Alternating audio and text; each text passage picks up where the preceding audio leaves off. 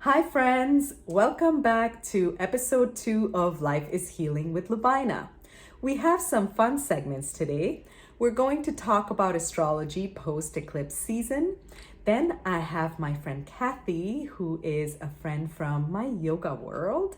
And then we have a healing topic of the day, which is shadow work. So let's get started.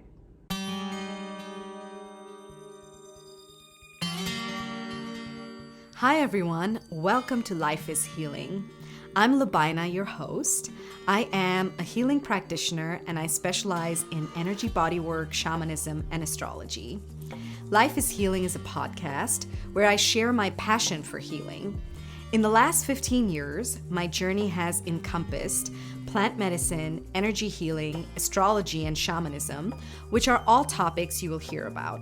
I'll share tips from various modalities and interviews of healing practitioners and stories from all over the world, and a fun astro update in every episode. Tune in and join me for this journey on Life is Healing. So we just got done with eclipse season, and boy, that was a gnarly one, wasn't it? I know it was for me personally. I got sick and I was stuck in bed for 2 weeks, and I had all this time alone to have all this stuff come up to the surface that I wasn't aware that I was carrying with me. So there was a lot to process emotionally. But hey, that's what eclipse season is all about, right? And now that we're out of the eclipse season and Mercury has gone direct, we might feel like we have a little bit more breathing room. However, the planets are not done shining their light of transformative energy on us, because Pluto is about to go retrograde on May 2nd, which is tomorrow. So what does this mean for us? Well, Pluto is a generational planet and its influences are more macrocosmic. He is the Lord of the underworld who just moved into rebellious Aquarius, bringing with it, all the craziness that we've been experiencing in our world, right? Especially in the forms of old structures crumbling and transforming, but in a very sort of chaotic way, yeah?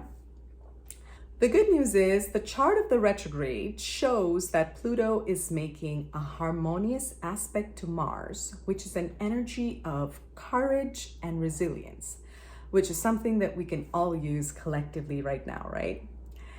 The retrograde also aligns with the fixed star Altair in the constellation of the Eagle, which gives it a boost similar to the Mars aspect, representing tremendous energy, willpower, and courage in the face of fear, something that we can embody with the help of these planetary rays shining on us. Of course, the Pluto retrograde will also affect us individually depending on where it falls in our charts. And wherever it falls, wherever it touches, that is the area where it will bring the energy of transformation into our lives. Now, as I said, Pluto is the Lord of the underworld, and collectively, we can also expect to see things that have been hidden from our view coming into the public eye. Now, think along the lines of UFO landing and such unorthodox areas, because when you put together Uranus-ruled Aquarius with the planet of transformation, and then it goes retrograde, and then it's following right after the eclipse season that we had and the moon in Scorpio we had, that's the energy. That's the name of the game. Expect the unexpected. So we are going to be under this planetary alignment of Pluto retrograding until October of this year. And if you would like to find out how this retrograde is going to affect you personally, you're welcome to get an astrology reading from me. Just go to my website, lifeishealing.net, and click on the Astro tab. And that's all I got for the astrological section today, but don't go anywhere because the next segment is coming right up.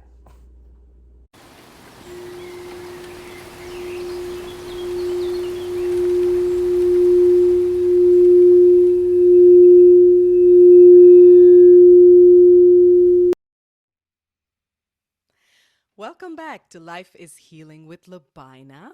I'm Lubaina, your host, and today I have with me a wonderful friend who I've known for a number of years. Her name is Cathy Dirks. Cathy is a certified yoga instructor and intuitive life coach.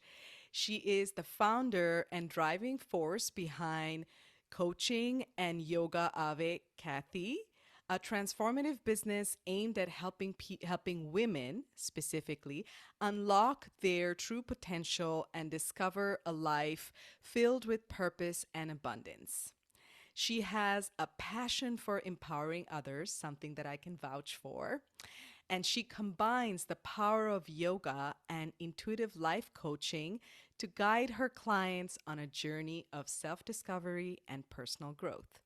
So, Cathy, welcome to the show. Thank you so much for joining me here today. Thank you, Lubaina, for having me. It's a So, pleasure. so we met during yoga teacher training. Cathy was one of the mentors in my yoga teacher training. And even though she wasn't my mentor, I really gravitated towards her because she's a Cancer and I love Cancer women. And we connected. And since then, we've stayed in touch and followed each other's journey. So I'm very excited to have her on the show today. So I would like to get started by asking you what led you to yoga? So that's a really good question, and I hope you have a little time because it's a kind of a long-ish story. I'm here for it. Uh, good. It's all started after an injury. So I've always been active, working out at the gym, doing, playing soccer, Hmm. which led me to actually injuring my knee. I dislocating my patella. Oh, wow. Um, and so I recovered from that. Um, Yet I was not regaining my strength. So I went to actually Taekwondo, Hmm. and my master was telling me that my left leg, where my knee was injured, was not strong enough. It was Mm. like I was not kicking and powering through. Hmm. So I was looking for things I could do to actually strengthen and heal, which led me to yoga. I was always interested in practicing yoga, and I knew I needed the flexibility. So Mm. I went to my first class right after, like after healing for a little bit. I went to uh, Bikram yoga. Actually, was my first intro, and at the time I was living in Texas, so having a hot yoga in a hot state, my Yep. body did not did not That sounds approve. intense. Yeah. But I loved it. I loved the practice. So I had to look for something that was not as hot. And that led me to power yoga. So that's how, and that was in 2005, I want to say. Yeah. Okay. Yeah. So Yeah. almost 20 years ago. Almost 20 years ago. Yeah. So I did not know that you were a martial arts practitioner, by the way. This part of your journey I didn't know about, but it's pretty cool. So what what happened once you got into yoga? Like what led you to exploring the deeper aspects of yoga? Because it sounds like you were going into it for physical reasons, right? And in the I beginning? did. I Yeah. really did. I've always been spiritual, so there was that side of the spirituality of yoga that I was interested in, but not so much so that I explored it because of that aspect of it. Hmm. However, after my first few class, I had a teacher that was amazing, and I totally connected with my breath, Oh. which was important to me. Like when I discovered that, it changed everything. And I was like, okay, this is more than physical. There is something that's happening when I practice that I've never felt anywhere else. So Hmm.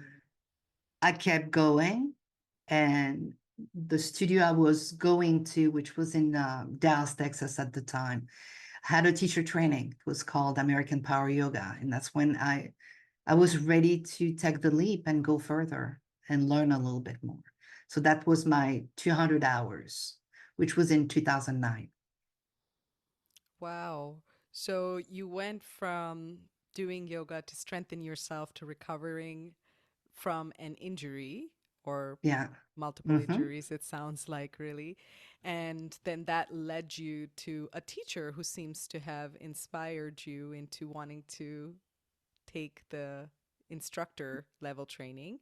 Yes, And to you go said further. that, yeah. And so you said that you've always been spiritual. What does that look like, or what did that look like for you at that time in your life?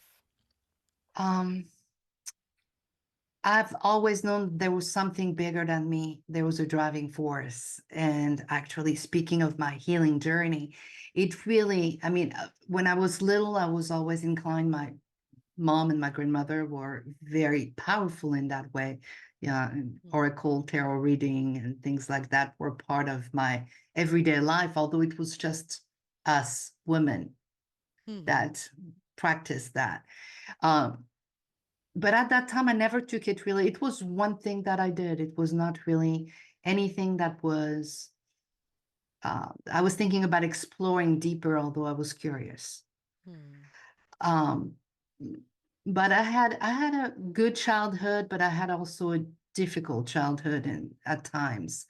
And when I was 15 years old, I tried to end my life.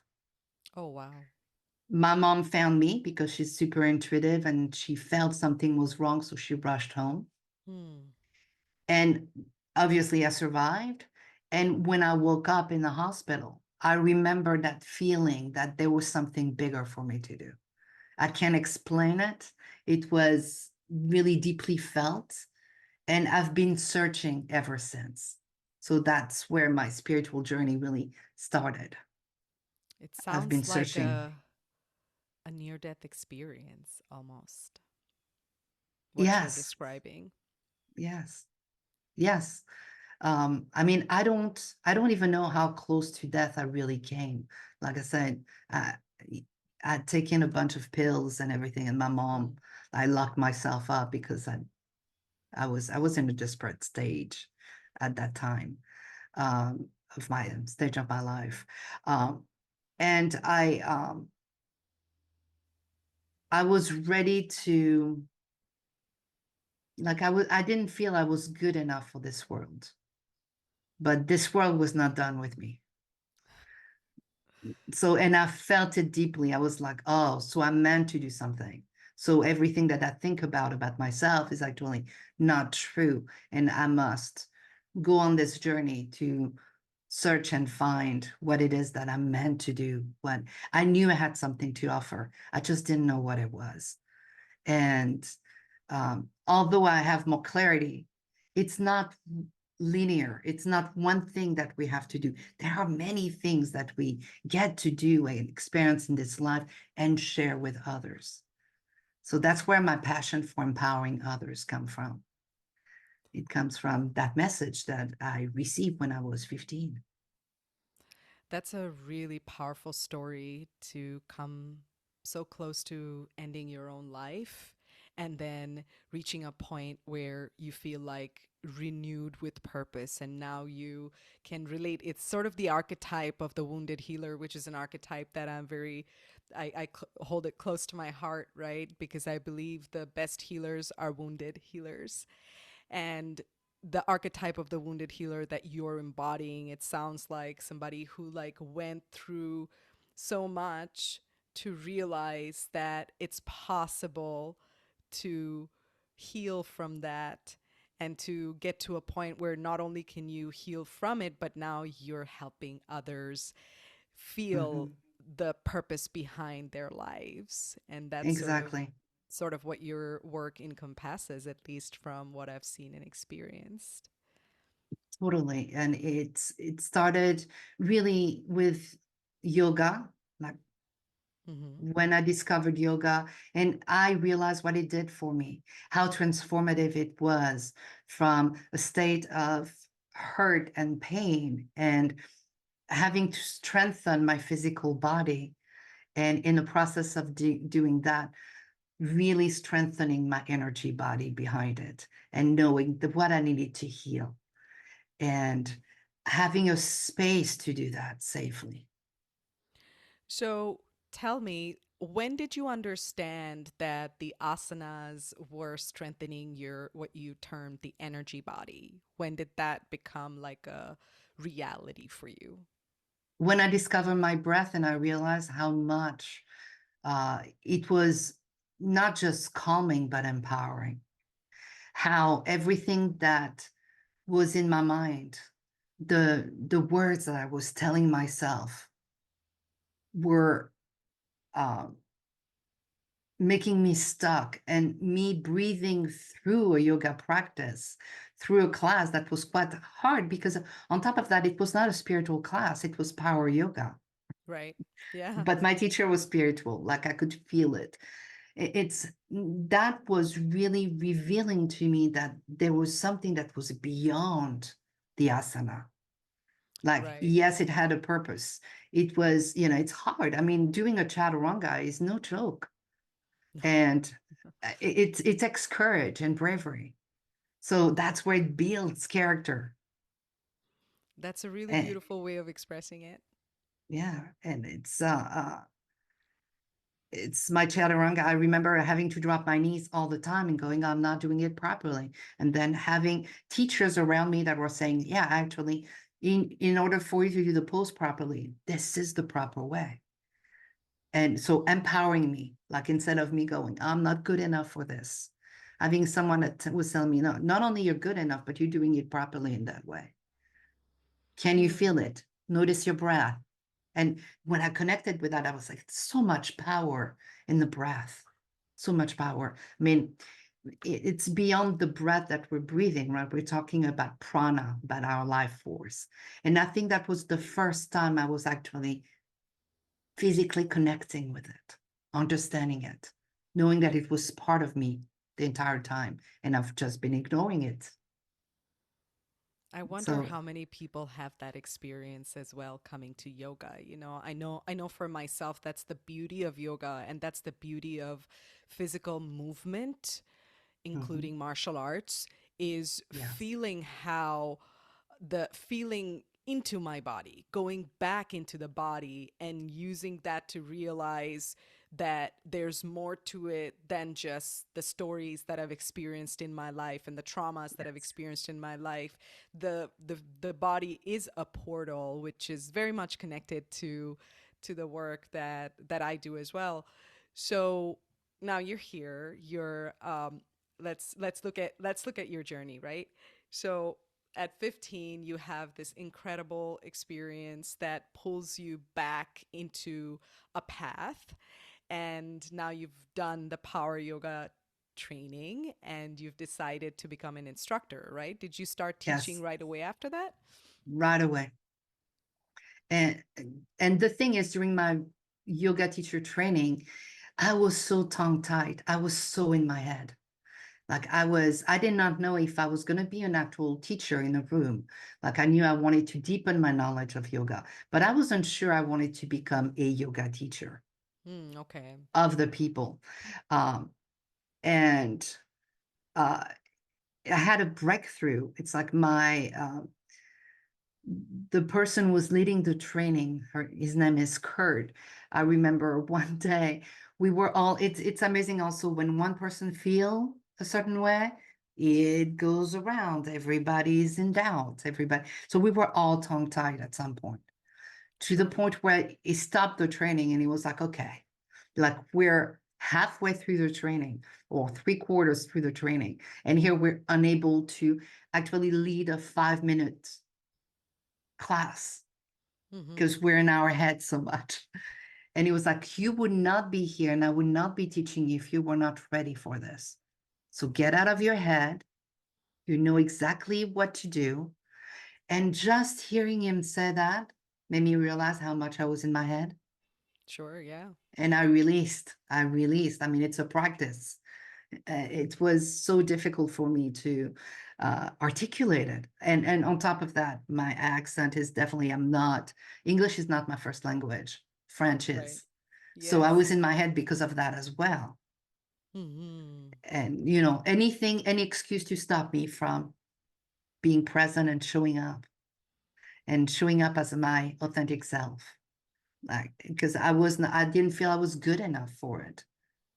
However, when I taught my first class, that was over. I was like, oh yeah, this feels so good.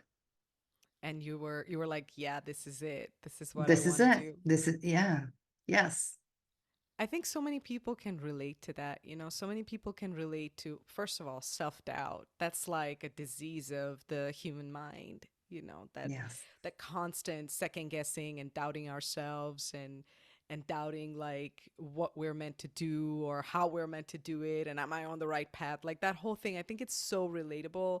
And I think it applies no matter what it is that you're drawn to, whether you're drawn to yoga or you're drawn to becoming a doctor or whatever it is that you're drawn to. I think yes, everyone has to get through that barrier, that obstacle that we put for ourselves in our own way, totally. and then the obstacle is the way, and that's a beautiful part of learning to teach something like yoga, because again, you can't do it with your head. It's not possible for you to be in your head and teach a pose, because that would be dangerous because you wouldn't be present to the person that you're teaching to. And it's important to be really, really present when you're teaching. Exactly. And we start being in our head, like as young, I mean, young, inexperienced teachers, when we go through teacher training, it's knowing that you don't have to know everything, but being present, that is the number one thing. Yeah. That's what matters the most. Because when we looking at our students and we know how they move and we can guide them so that they benefit from every pose in the proper way.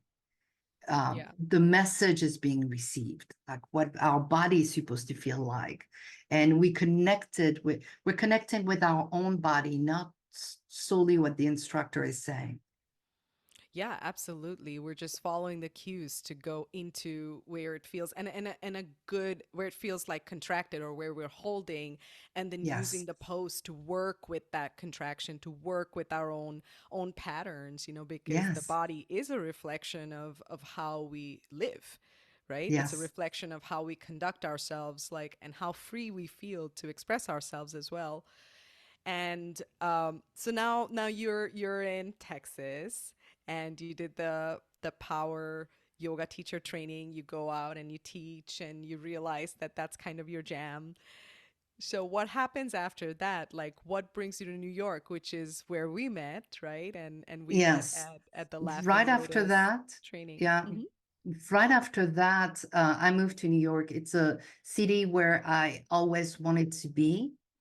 Like I was Okay. connected to New York. I mean, being from Paris, New Sure. York Yeah. it's like a sister city to me, and it Yeah. always felt home. Um, so I moved to New York. At the time, my full-time job was actually, I was a travel agent Oh and I my was God, teaching really? yoga on the side. Yes, Oh, I did yes, not know that. Yeah. yes. And yes, let me tell you, I had plenty of people breathe on the phone when I was teaching, when I was uh, doing, being a travel agent and booking travel for people, You because can do it was yoga corporate anywhere. travel. Oh yeah, yes, it was so needed.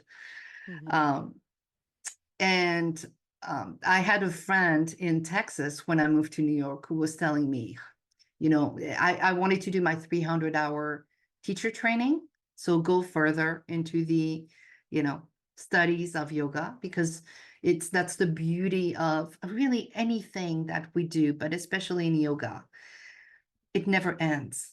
You open a door and there's 10 other doors that you can open behind it. The knowledge that you can gain from just the studies is incredible. It never ends. So I'm an eternal student when it comes to learning life, learning yoga. Um, so I wanted to further my education when it came to yoga. And one of my teacher, who is a good friend of mine, talked to me about Laughing Lotus. And Julie, who is that friend, was I didn't want to disappoint her. So I went to every studio but Laughing Lotus. That was my, yes. Because I was like, "Oh, what if I don't like it? I don't want to tell her I don't like it." And I almost did my 300 hours at Jivamukti. Oh, wow. Okay. But I called her before I'm like, I think I'm going to do that. And of course, the first thing out of her mouth was, "Well, did you go to Laughing Lotus yet?" And I'm like, "No, actually, I didn't." And she's like, "Well, do me a favor before you make up your mind, go there and see what you think. And then you can make up, you can decide what you want to do." So I did. I was like, "Okay, fine, I'm gonna go." And that was love at first sight. When I entered, like I could feel it, like I belonged there. It was perfect. Just the energy, the nurturing was there, the knowledge, the community, everything I was looking for was there. Yeah, So I signed up yeah. for the 300 hour. Yeah. And I graduated in 2012. Laughing Lotus really was a beautiful community. I really miss it. I'm so glad that our teacher training, our cohort was like one of the last ones that happened live and in person before the studio went through all these changes. And ultimately, we don't really have Laughing Lotus anymore in New York. I don't know if it exists anywhere else, but in New York, it's not there anymore. But it was such a beautiful community. And what made it unique for me were people like you who came from their heart. And there was like so much creativity in the air, like you could really feel it. It was very sensory oriented yoga studio. That's how I would say, it really, like, you go in and you feel your senses heightened. So is that where you started to work with Yoga Nidra? Tell me a little bit about that, because I know that's your main thing now, is Yoga Nidra It more than is. anything else. Actually, I discovered Yoga Nidra before before all of that, while I was doing my first teacher training, my 200 hours in Dallas. Okay. I happened to go to a workshop from Rod Stryker, and experiencing it, and I mentioned how I was tongue-tied and it was difficult for me to teach in front of my peers. Like I was really, I mean, I am not a shy person, but that was shy beyond. I could not express myself. And Yoga Nidra helped me uh, move past that. How so? Um, in Yoga Nidra, we do what we call a sankalpa, which is a resolve. And my very first sankalpa was, I saw myself teaching in front of a big group of people and being, doing it with ease and with fun and really being in my element. I felt it inside of me, um, as if it was present in that moment. And that gave me so much comfort that when the opportunity actually arose, like I said, when I taught my first class, I was like, this is it. But I felt it before, and I remember that feeling from Yoga Nidra. So it's a meditation. It releases stress, anxiety, right, which I was suffering from. This was totally, I was so anxious, and it calmed my nerves. So it assisted me. Um, as I was going, after I graduated from, well, before I decided to become a teacher, one of the reasons why I became a teacher is I went through, my dad was diagnosed with cancer in 2006. So Hmm. I started yoga in 2005. And Yoga Nidra and yoga helped me go through his illness and eventually his passing, his transitioning. Which was January. So he was diagnosed in June of 2006. He passed January 1st of 2007. Oh, wow. So it was, yeah, 6 months. And Yoga Nidra and yoga really helped me through that period. And that was one of the reason why I wanted to teach. It helped me so much that I wanted to give back. I wanted to offer it to others who may be going through a difficult time and find some release. However, Yoga Nidra was not ready to teach it yet. That was a practice that I did solely for me. I was very physical. So it was all about offering the physicality of yoga. And yes, the Dharma talk and the spiritual aspect of it behind it.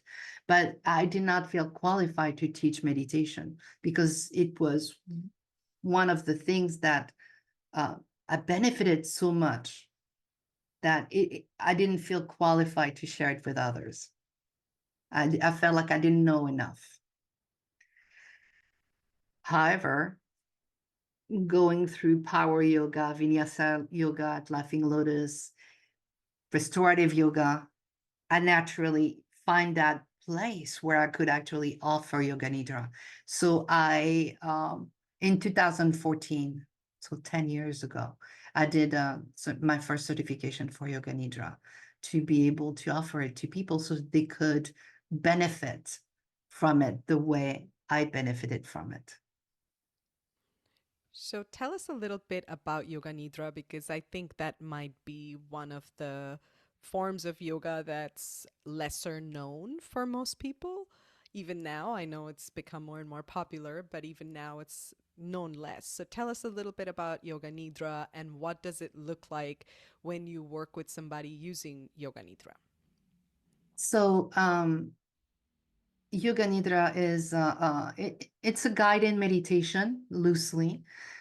It's a meditation that uses visualizations and guidance to really soften the body, soften the mind, soften the ego, so that you allow yourself to receive what it is that you need in that moment. You get out of your own way. And it differs from a regular meditation because it's guided all the way through. So you're never really alone. You know how difficult it is when you learn to meditate and say, okay, I'm not going to think about anything right now. And of course, that's when all the thoughts come at once, right? And you're like, oh, I'm Always. not good at this, you know? And it's a practice. When you're guided and you follow a cue, a voice, it's a lot easier to get out of your own way. Because and there's always something that I say often, you know, when I teach Yoga Nidra is there's no right way or wrong way to practice it. It's okay to fall asleep. And by the way, Yoga Nidra is done in Shavasana. It's done laying down on your back. And if it's a long practice, you know, you have all the props to support you. The It's very most hard to difficult not fall part, asleep. that's what I was going to say. That's the hardest part. It's to Yeah. not fall asleep. Yet, every time, especially when I do the long nidra, but it's true for the shorter one too, there are many students, I would say 99.9% of my students do not want to come back. They're like, oh, that was too short. And we've been in it for 40 to 50 minutes. So it's like time Wow. gets suspended. Yeah. Mm-hmm. It's wild. So anybody that thinks that they cannot meditate, try Yoga Nidra. It And sounds like it's finding the instructor also where you connect with, that you connect with the voice, because that's what you're going to hear. Yeah, I was going to say it sounds like such a good reset for the nervous system. It is. It's really great for also insomnia. And yes, people who suffer from insomnia may actually fall asleep during Yoga Nidra. But That's that's exactly what they need, that's right? what they So need. I was yes, just going to say that. yes. That's exactly what they need. Do you work with people who have trauma or PTSD or anything like that with Yoga Nidra? Um, I do, although there are specification, what for PTSD, it's very delicate depending on, you know, it, practicing something like Yoga Nidra that is deep needs also like if you suffer from PTSD, you probably need a therapist as well, so that you can soften your nervous system, you know, reconnect to your healing power, and be guided with somebody who is actually know exactly what to do with people that suffer from PTSD. That's Got it. their, yeah. Yes, Got it. it's important to have a group of people surrounding you when you suffer from deep trauma like that.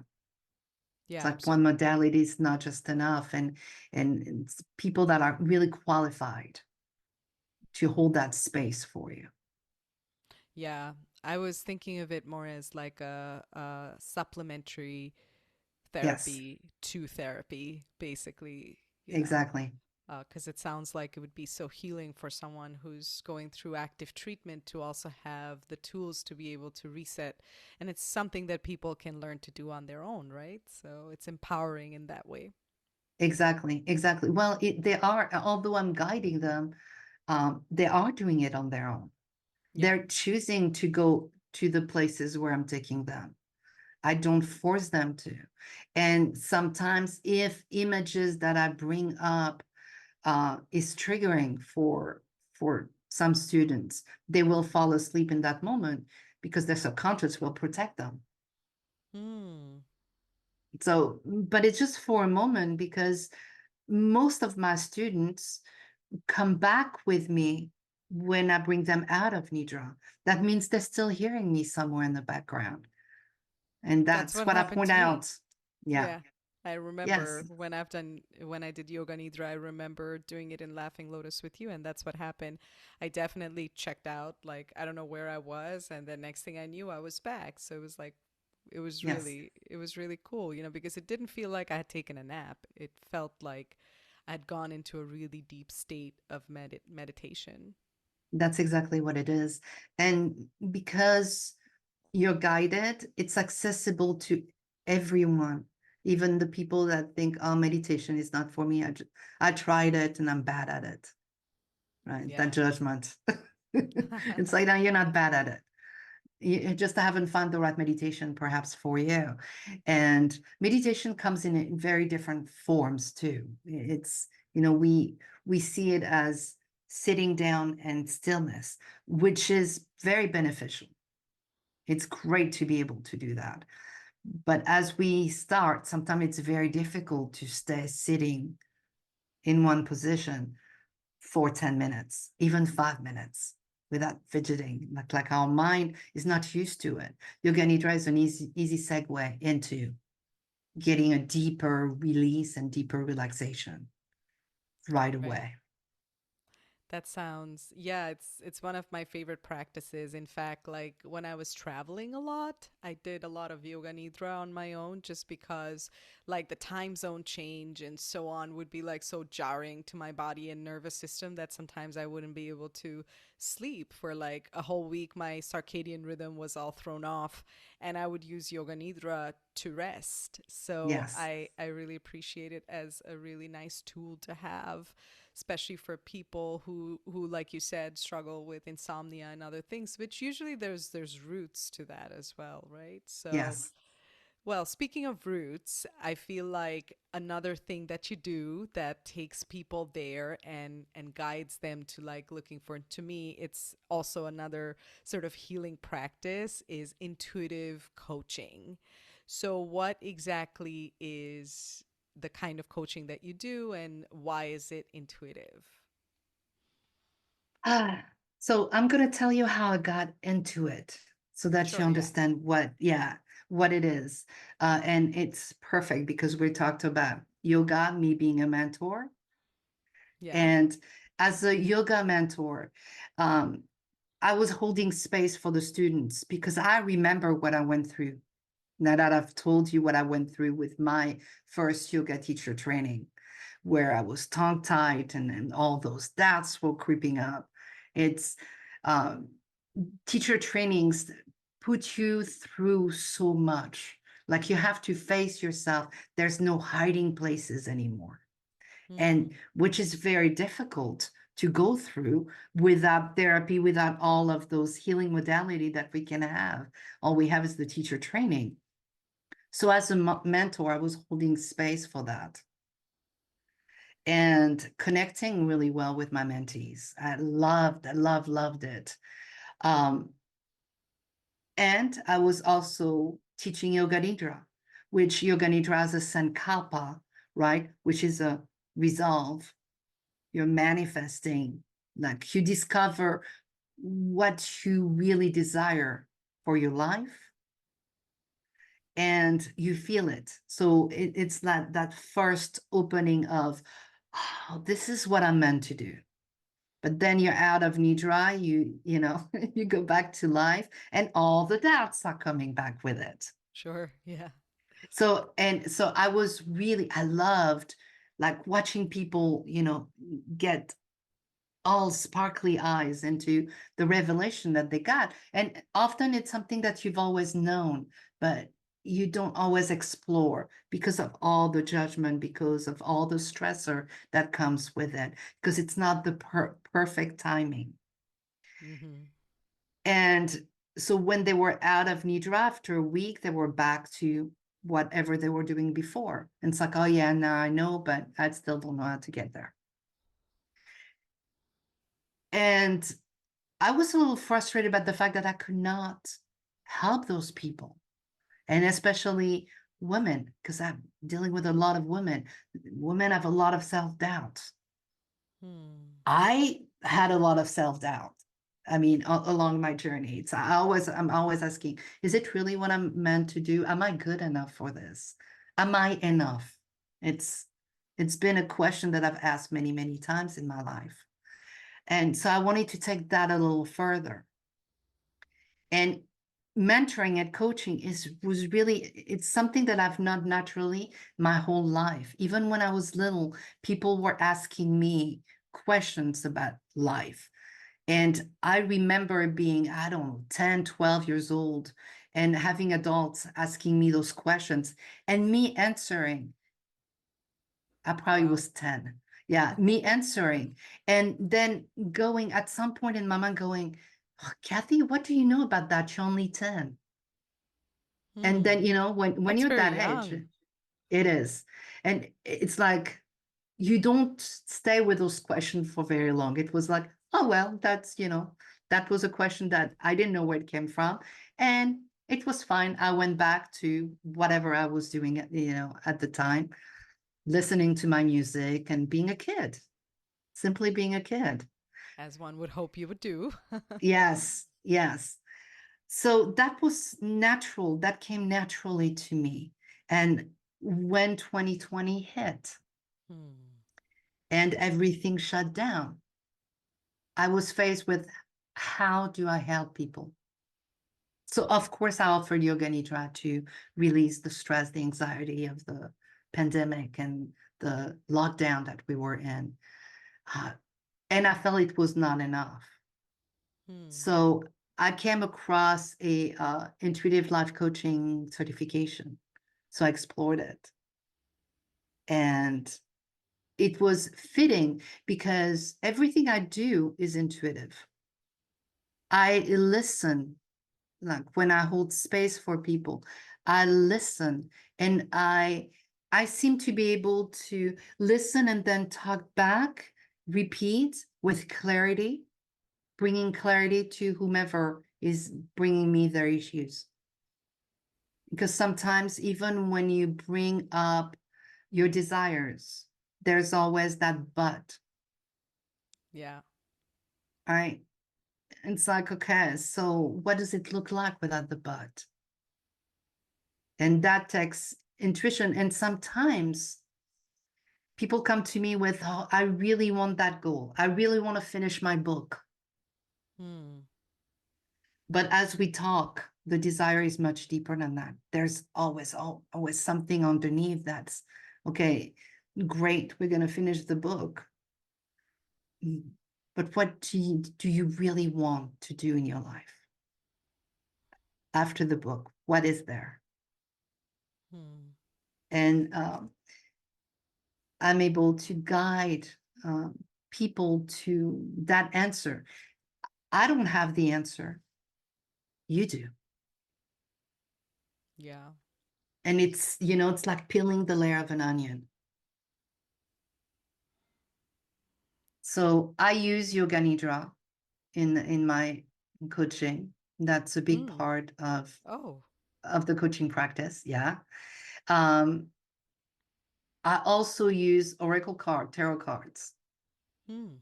Reiki, right? Because we go through so much as we enter that journey. Because our mind is really trying to keep us safe and to keep us where we are. So it takes everything that we have inside to push through to Mm. get to our goals. Yeah, I really like the way that you're talking about coaching because it's not a very goal oriented approach, which is what most people think of when they think of coaching. They think, okay, so this is what I need coaching around. This is where I need to have a breakthrough. And not to say that there isn't a place for that, because I know some coaches who really excel at that and who do a good job of helping people with that. But it's such a masculine approach. And what you're describing is so much more feminine.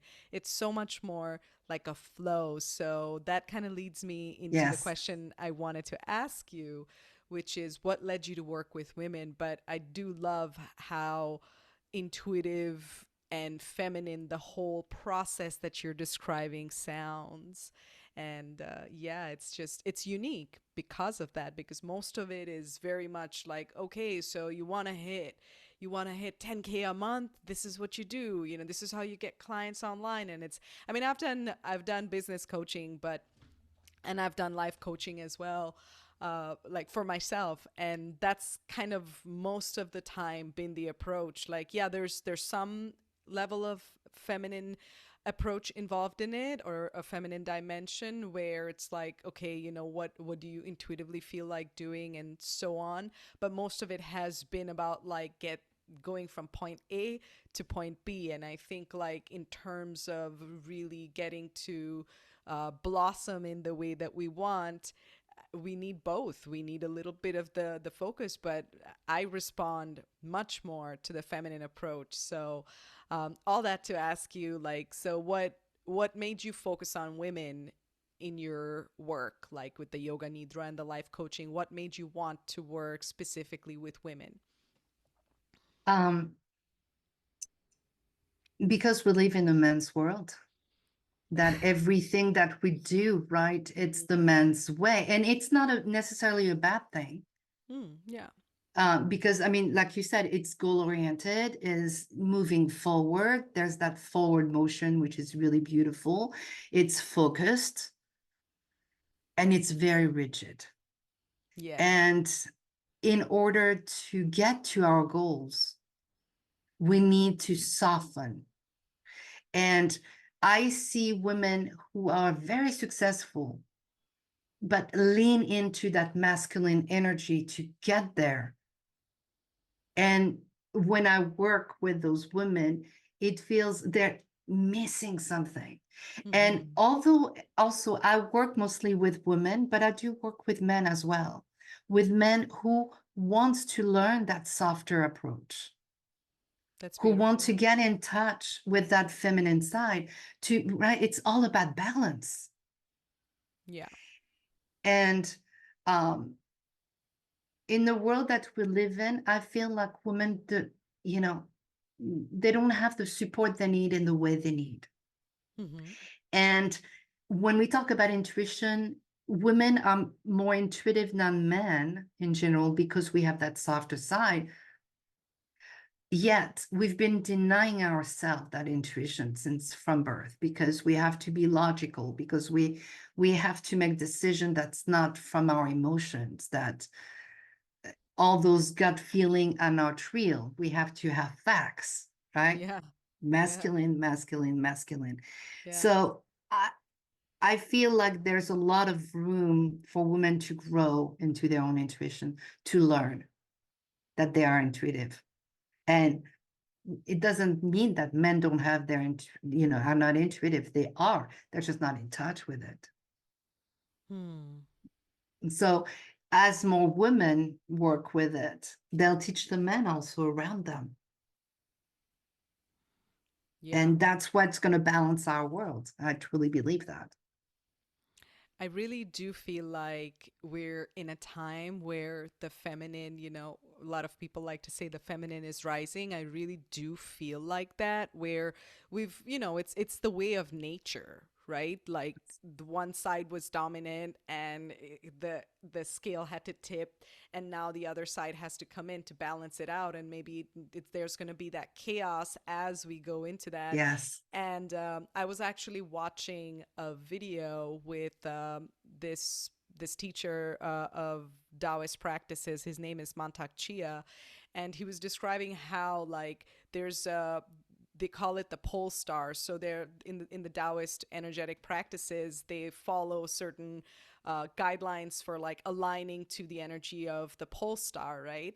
And apparently Mhm. we're changing from the Polaris, which is a masculine pole star, to the Vega, which is a feminine pole star. So there's definitely, and it's so obvious, right, in the way that Yeah. the world is sort of moving, we can see that we're definitely in a time of transition, in a time of transformation. And I think it's very important for us to connect to the side that we've neglected, for balance. And I think that has been our feminine side. And I really like what you're saying, because a lot of the times, I think, as you said, like women, when they want to go out in the world and we want to like create something, we have to take on the masculine persona, and we're not allowed, or there hasn't been space to lead in the feminine way, and that's honestly, that's kind of my issue with feminism to begin with, because feminism in it has a really good not theory, what's the word I'm looking for? It has a really good intention behind it, and women do need to be empowered. We do want equal rights for everybody, absolutely. But to encourage women to go out in the world and do everything, be a mom and have a full-time career and be this and be that, like do you even realize what you're asking of us, and women, we fall for it, because as you said, it's just been the way of the world, and Yes. there's nothing wrong with it per se, except that it's not sustainable. It hasn't worked for us. Exactly. So that's why I really like what you're saying, where it's like helping us connect to this side that we've ignored for so long, Yes. And it's empowering, because then suddenly we know we are enough as we are, that there is a strength in it. And it's also I was going to say softer. It is softer in the way of the flow, although the flow can become really strong and carve canyons, right? So it's not uh, the fluidity is also powerful. Soft does not mean weak. Exactly. That was the word that I was looking for, was weak. Yes. And we forget that. We forget that. So we compensate when we want to be in our power by being overly the other side, right? You're talking about the feminism in that way. The feminist movement really being like there's too much masculine energy in it. That's what you were Mm-hmm. describing. Yeah, that's what I And, was describing. yeah, and it's like when we lean that way, we don't develop our feminine side. So the scale gets tipped way too much. Mm-hmm. And yeah, our feminine side is still not empowered. So it's trying to do it with more softness, yet having goals, but not necessarily saying, okay, in 3 months I'll be there and I'm going to do A, B, C, D, and then you go A, B, and then it's like it all falls apart at C and we don't know what to do. Yeah. right? I can If relate to we that. have, yeah, if we lean into that feminine side, we actually go around it, right? We let the current take us. So, because so it was not exactly how we envisioned it. Hmm. What Hardly would ever it it is. look like? Exactly. So what does it look like when we go to that bump and we're trying to go through it and punch through it, right? What if we go around it? What if we allow that to carry us forward instead of trying to make it happen? There are different ways. Like I mean, my journey was not a straight line for sure. There was a lot of allowing, and it only happened because I have that fire in me, right? It's like I'm always doing. I have that, there is that masculine energy that's in me that's driven. And yet, things only happen when I soften and I relax. So I've learned from Absolutely. that. And Absolutely. that's why I offer what I offer, because I understand it, because am living it. It's not in the past, right? We still have those battles between our two sides Hmm. of we must do, right? We have a business. Hmm. We're entrepreneurs, you and I. Yeah, We have a absolutely. business. We have to move forward. There are things that we must do.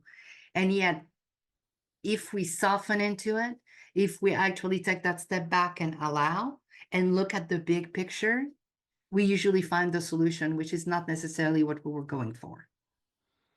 I've found that to be true on so many occasions. Like being an entrepreneur has actually softened me a lot because I've had to feel into what feels right in the Yeah, moment and not just like the idea that I sort of came up with, right? It just looks different.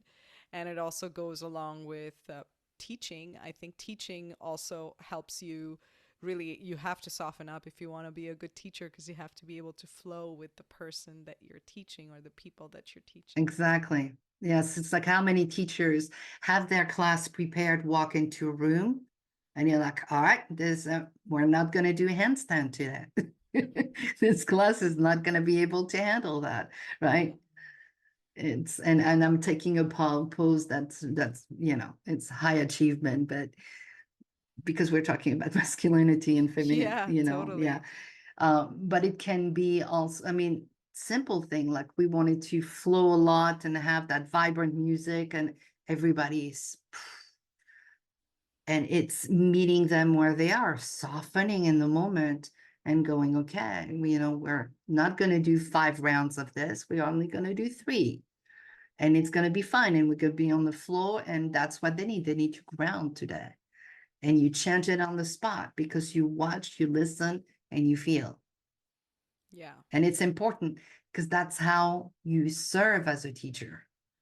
We're not doing the class for us, because when we do that, it's for our ego, right? We do it for our students. And for that, we need a lot of that feminine energy to come into our teaching. Absolutely. And I think like yoga is one of those practices that can really help us look at the patterns that we engage in day-to-day life, like how we are on the mat is often how we are off the mat. So if you get on the mat and you just want to go go go, that's pretty much what you're doing all the time in your day-to-day life, right? Whereas if you're Yes. on the mat and you always want to move slow, maybe it's time to add in a little more fire so you can balance it out. And I really Yes. like I like the way that you're describing that because I think it's missing. I think it's missing from most of the yoga practices that are offered in the Western part of the world in the way that they're offered, because I think it has a lot to do with culture as well. It's been my Yes. observation anyway, especially in cities like New York, right? But you know what I find interesting? Because I lived in Arizona for like a short while, and Arizona is like Texas, a very hot place, right? Phoenix is a really Yeah. hot city. I was in Scottsdale, which is right next to Phoenix, and you will be hard pressed to find a slower form of movement in Arizona. In those cities, you're going to find all power yoga and also, shockingly, hot yoga. Everybody Yeah. loves hot yoga in the hot states. What's going on with that? I don't get it. They love their heat, And Yes. I was like, it's 105 degrees outside. I don't want to be going into a room that's 120, you know? It's so Yes. strange. It But it is. is. It is. Yeah. Yeah, but I think that also reflects like just the way that we approach yoga in the Western world. You're not really gonna find that in other cultures. So cities like New York also has this. There's a Yeah. culture of a very different kind of yoga here. But that being said, I will say New York is one of those places where you can also find authentic lineages and you can find traditional yoga as well, which is a good thing, Yes. So New York has that melting pot of everything. Yeah. Yes. So, we're approaching a point where I feel like I want to give you the stage for sharing anything that you want at this point, like what any last thoughts you may have or anything that sort of is coming up for you as we're having this conversation that you feel would be relevant to people who are listening. Um, let me think. Like I'm surprised by that question, obviously. I'm like, what? I'm get the stage without a question? Yeah, the stage. It's all yours. Um, just talking about, I mean, if you're interested in experiencing Yoga Nidra, I do have classes that you can come to, and your first class is always free so that you're not committing to anything. They're 20 minutes, which is great. They're online, so you can do it anywhere. And you get recordings, so you get, to listen to the recording again for 72 hours. So that's an easy, if you're intrigued by what we were talking about. And if you want to, I don't know, I'm passionate about empowering, especially women, because I feel like it's undervalued that as we're rising, I mean, and we can feel it, right? It's like we're a threat to this world. We're a partner to this world. If we, if the world would only listen and be open to learn. So if you feel like you need, to feel empowered to do so, if you want to reconnect to yourself,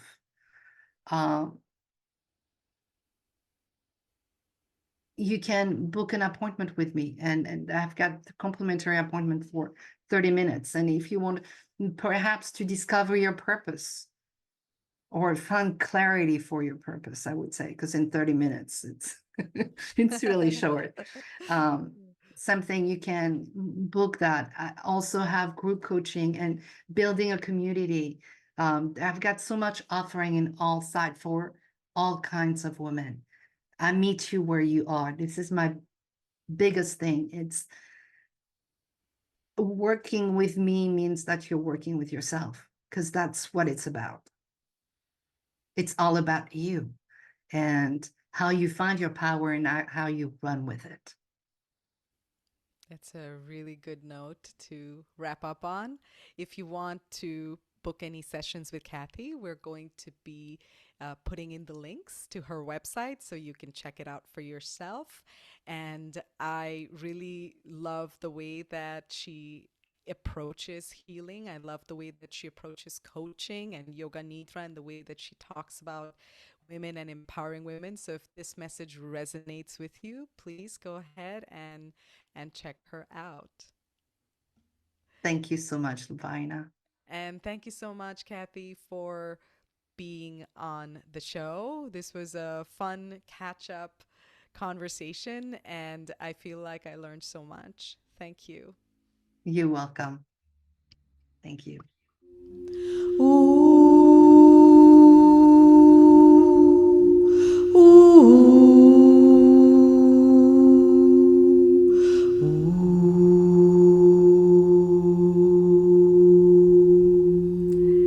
such a wonderful conversation.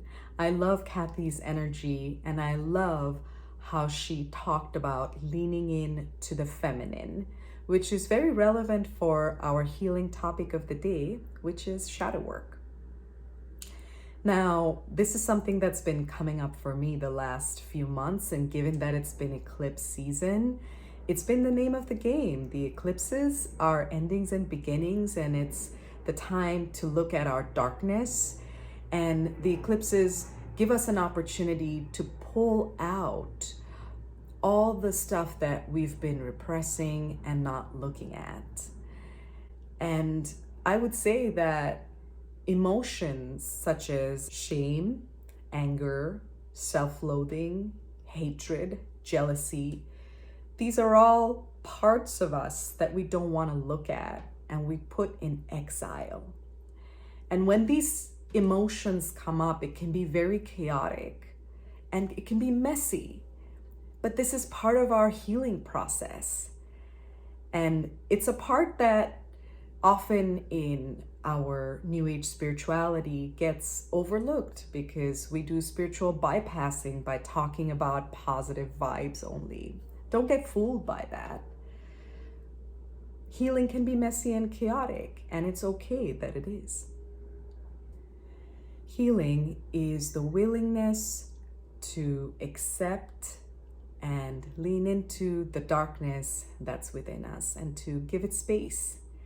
And in order to do that, we have to lean into the feminine qualities of surrender, of allowing, of chaos. And all of that is a process that we have to allow ourselves if we truly want to heal. The key is not to look away, to stop repressing. We need to make space for these parts of ourselves that we put in exile. And we need to not only make space for them, but we need to bring them close to our hearts and give them space to have a voice to tell us their stories so that they can feel heard and they can heal. And this is what healing looks like. Sometimes it looks like blood, sweat, and tears and karma. But I want you to know that it's okay for it to be messy. You're not less for falling apart if you do. You're not less for taking so much time, for feeling stuck or unable to move forward. It's okay that that's what happens as part of our process. Surrender to the beauty of the chaos that's there. Within your pain lies untold gifts that you can only uncover by going there. Honor that pain, honor that shame, that anger. Honor those dark parts of yourself. Let's do it right now together. Close your eyes and take a deep breath. Drop into your body. Feel into where it feels like you're holding tightness or heaviness. And see if you can feel what's there. What's the emotion that's coming up? What's the story that's coming up? Just be with that. Give it space, give it your love and your attention.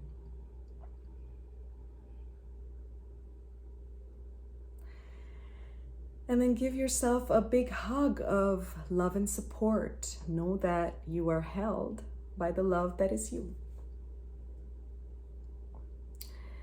This is healing, which is allowing you to just be with all of it. And this is the miracle. And should you feel at any point that you need support, find someone that can hold that space for you. This, in fact, is my favorite thing in the world to do. I don't know what else I would enjoy doing more than this.